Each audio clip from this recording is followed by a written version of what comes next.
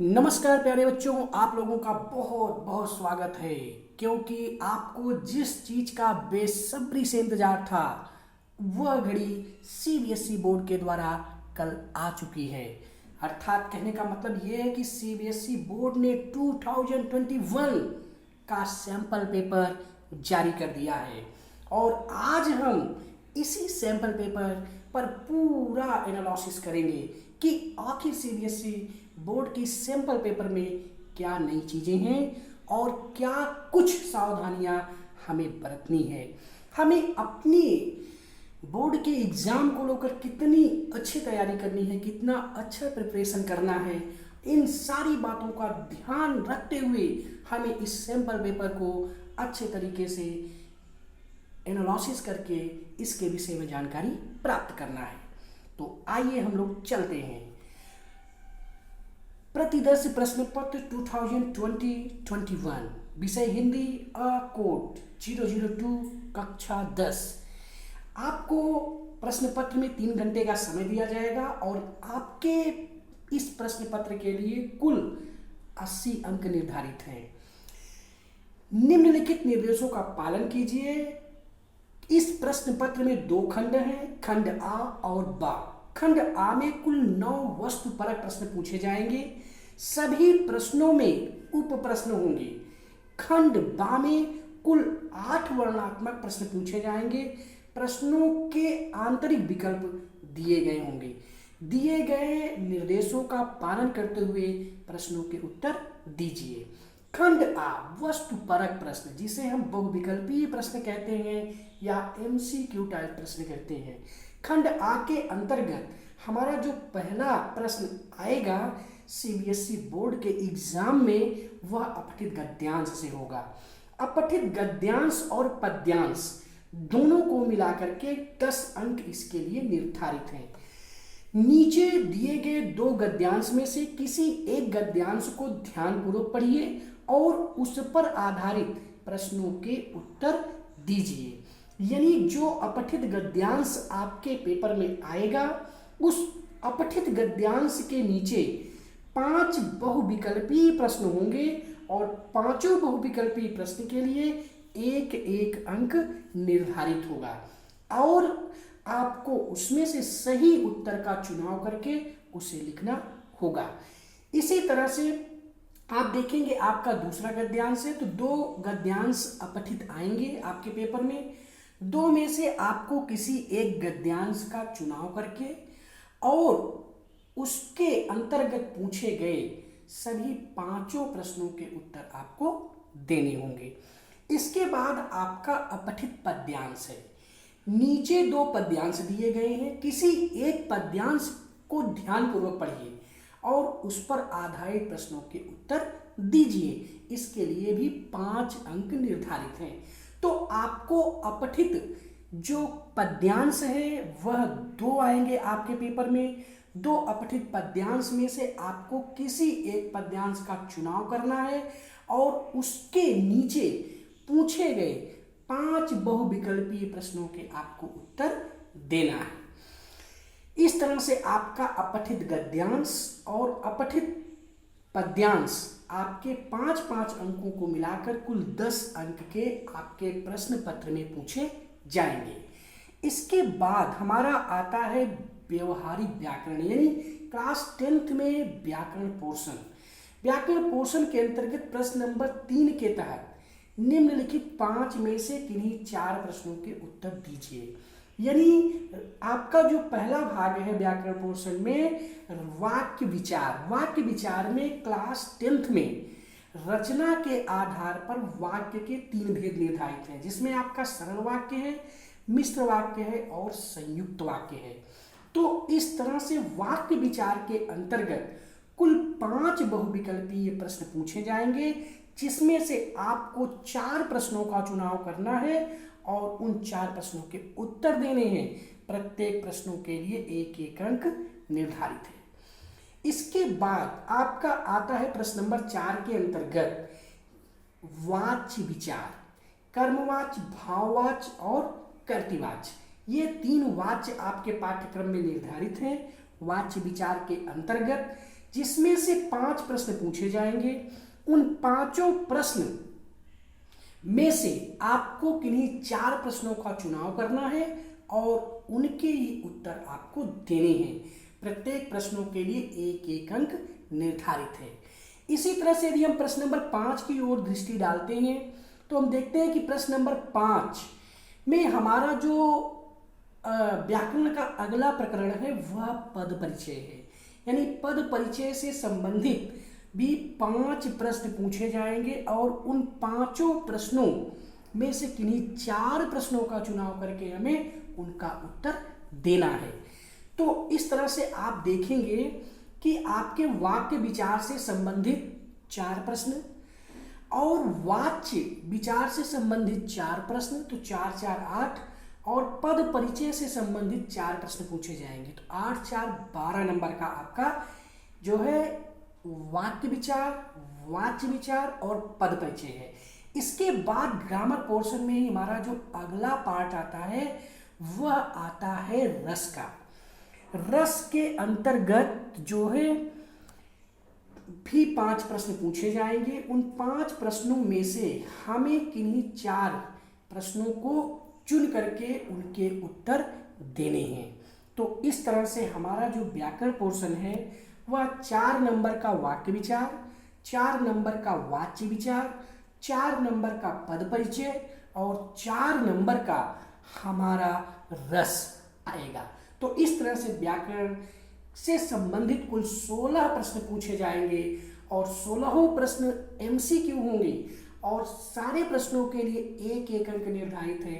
तो इस तरह से जो है CBSE बोर्ड के द्वारा क्लास 10th में व्याकरण के अंतर्गत 16 नंबर के 16 प्रश्न पूछे जाएंगे। अब हम लोग आगे बढ़ते हैं। आगे जब बढ़ते हैं तो पाठ्य पुस्तक से संबंधित पठित गद्यांश से संबंधित प्रश्न आपके पेपर में पूछे जाएंगे। प्रश्न नंबर 7 की ओर देखते हैं तो निर्देश में निम्नलिखित गद्यांश को पढ़कर दिए गए प्रश्नों के उत्तरार्ध सबसे उचित विकल्प लिखिए। यानी आपको जो है पठित गद्यांश से संबंधित सिर्फ एक ही गद्यांश आएगा और उस एक ही गद्यांश से संबंधित कुल 5 प्रश्न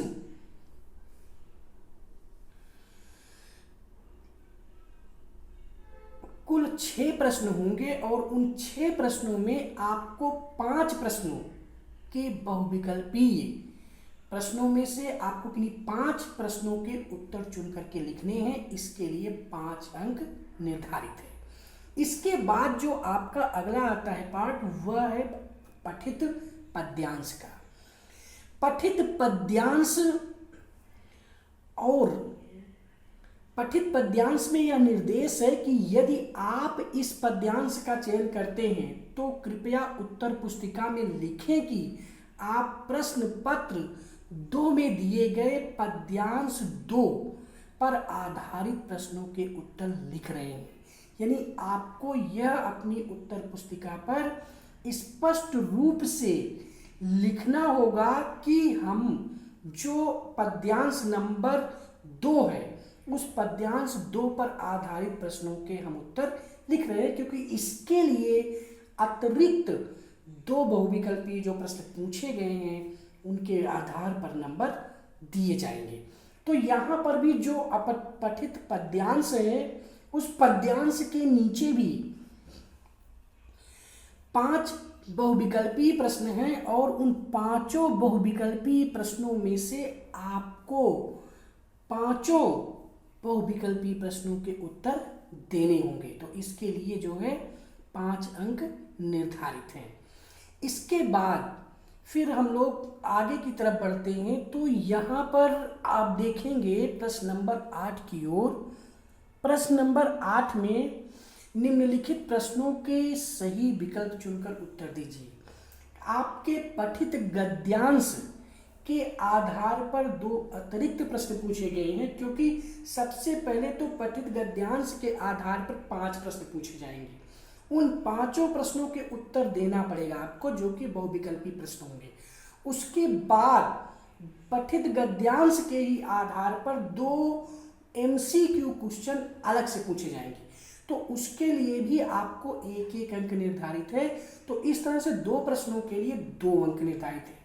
तो कुल मिलाकर आपको यह समझ लेना है कि पठित गद्यांश से संबंधित यानी क्षितिज गद्य खंड से संबंधित कुल मिला के 7 नंबर के बहुविकल्पीय प्रश्न पूछे जाएंगे।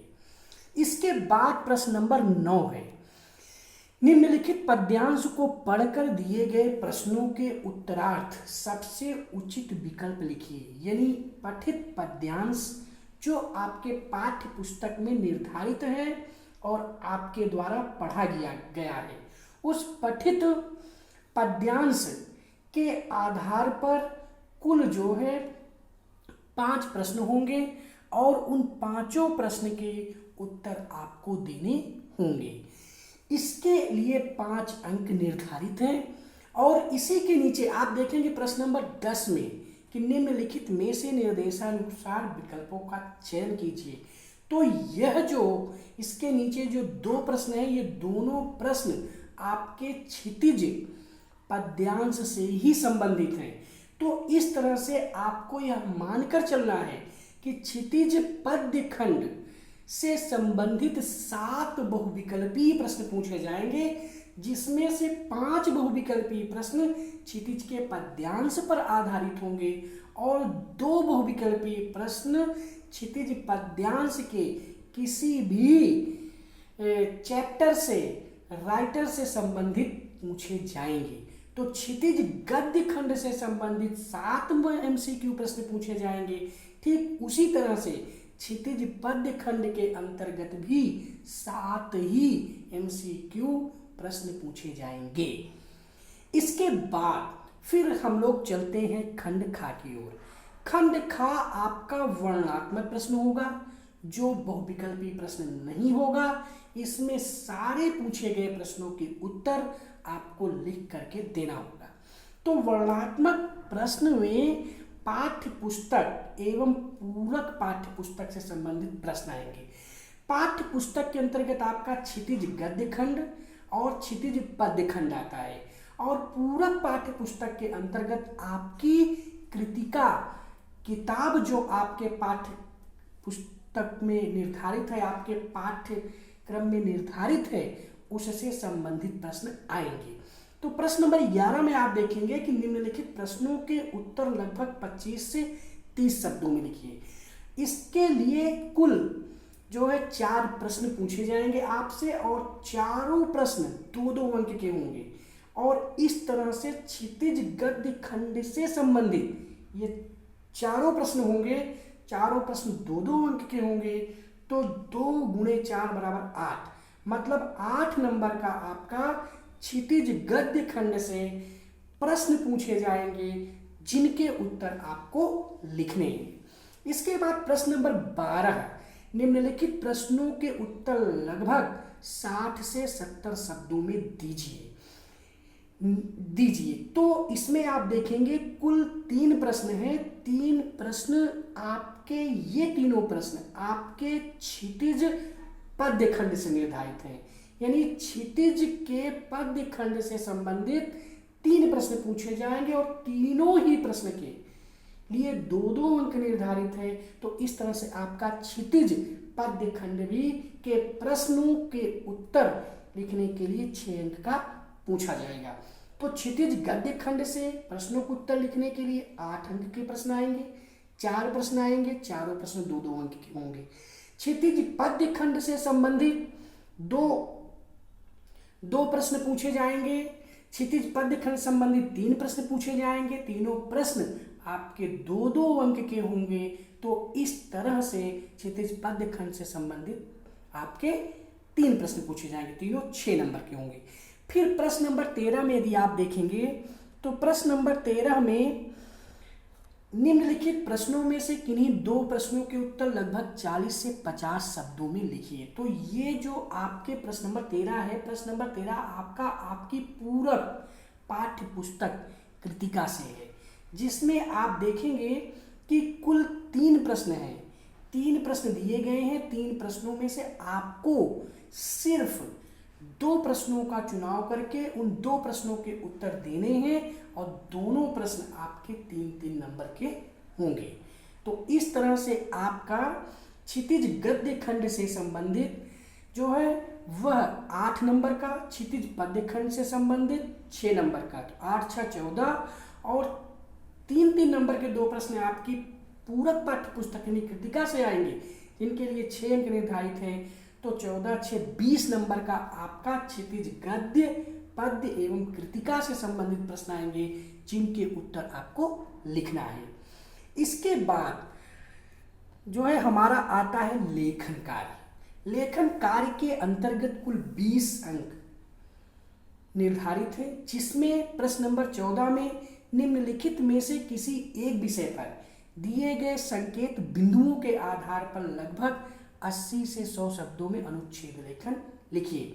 तो अनुच्छेद लेखन आपके पेपर में लिखने के लिए आएगा, जिसमें 3 या 4 विकल्प होंगे। यहाँ पर सैंपल पेपर में 3 विकल्प हैं, तो हम 3 विकल्प को ही मान के चलते हैं कि 3 विकल्प आएंगे, जिसमें से हमें एक विकल्प का चुनाव करके और उसके नीचे दिए गए संकेत बिंदु के आधार पर हमें अपना अनुच्छेद लेखन लिखना है और इसके लिए 5 अंक निर्धारित किए गए हैं।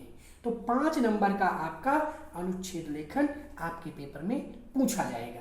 इसके बाद फिर आपका प्रश्न नंबर 15 है। प्रश्न नंबर 15 में एक दैनिक समाचार पत्र के संपादक को अपनी कविता प्रकाशित करने के अनुरोध करते हुए 80 से 100 शब्दों में देखिए, यानी यह आपका पत्र लेखन है।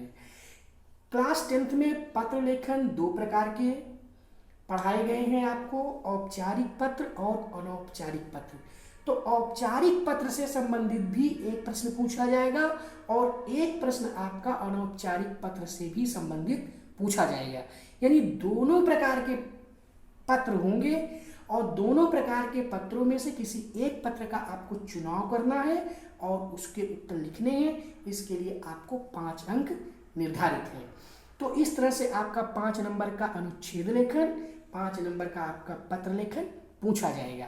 फिर आपका प्रश्न नंबर 16 में है विज्ञापन लेखन, जिसे आपको 25 से 50 शब्दों के बीच में लिखना है। इसके लिए भी 5 अंक निर्धारित हैं। प्रश्न नंबर 17 में आपका आएगा संदेश लेखन। संदेश लेखन भी आपके औपचारिक और अनौपचारिक दोनों होते हैं। तो संदेश लेखन में 2 प्रश्न होंगे, 2 में से किसी एक प्रश्न का आपको चुनाव करके उसका उत्तर देना है। इसके लिए 5 अंक निर्धारित किए गए हैं। तो इस तरह से आप देखेंगे कि आपका जो लेखन कार्य है वह कुल 20 नंबर का है, जिसमें 5 नंबर का अनुच्छेद लेखन, 5 नंबर का पत्र लेखन, 5 नंबर का विज्ञापन लेखन और 5 नंबर का आपका संदेश लेखन है। तो कुल मिलाकर के आपका 20 नंबर का यह लेखन कार्य हुआ।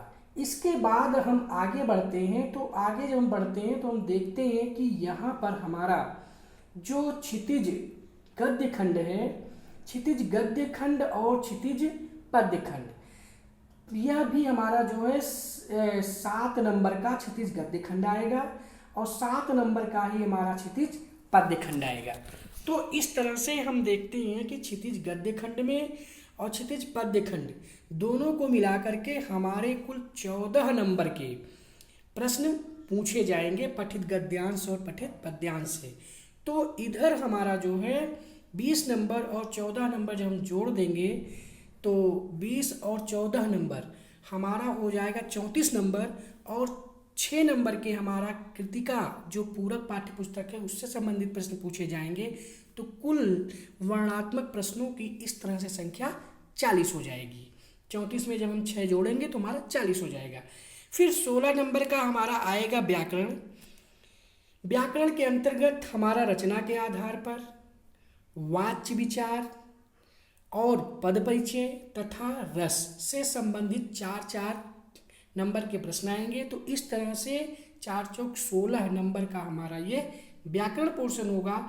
और इसके बाद फिर पठित गद्यांश, अपठित गद्यांश और अपठित पद्यांश को मिला करके हमारा जो है यह 7-7 नंबर का होगा, तो 7-7 14 नंबर के हमारे ये होंगे। तो कुल मिला के हमारा इधर भी जो है 16 में जब हम 14 जोड़ देंगे तो हमारा 40 नंबर इधर हो जाएगा। तो इस तरह से जो है हमारा कुल मिला के ये 80 नंबर के हमारा हिंदी का यह प्रश्न पत्र फिर बन जाएगा। तो इस तरह से सीबीएसई बोर्ड ने जो आपके सामने यह सैंपल पेपर रखा है, इस सैंपल पेपर के आधार पर ही आपको अपनी परीक्षा की तैयारी करनी है। क्योंकि चूंकि पहले एमसीक्यू पद्धति के प्रश्न हिंदी में नहीं आते थे तो नंबर को प्राप्त करना आसान था, लेकिन इस बार जो एमसीक्यू प्रश्न सीबीएसई बोर्ड के द्वारा पूछे जा रहे हैं, इसमें से अगर आपके एक भी प्रश्न गलत हुए तो निश्चित रूप से फिर आपके नंबर पूरे कट जाएंगे और आपके लिए एक एक नंबर बहुत ही महत्वपूर्ण है। इसलिए हमें एक एक नंबर को प्राप्त करने के लिए प्रयास करना चाहिए, क्योंकि कहा गया है ना कि बूंद बूंद से घड़ा भरता है। तो इस तरह से हमें मतलब आपको खूब मन लगाकर मेहनत से अपनी पढ़ाई करनी है और आप लोगों के सुनहरे भविष्य के लिए मेरी बहुत ढेर सारी शुभकामनाएं। All the best. आप लोग मेहनत करिए। समय समय पर हम आपके लिए ऐसी ही अच्छी और नई जानकारियां लाते रहेंगे, आपको उपलब्ध कराते रहेंगे। आपके सतत विकास पथ पर आपको अग्रसित करने के लिए, आपको आगे बढ़ाने के लिए, आपके उत्साह को बढ़ाने के लिए हम सदैव आपके साथ तत्पर रहेंगे। जय भारत, जय हिंदी, धन्यवाद।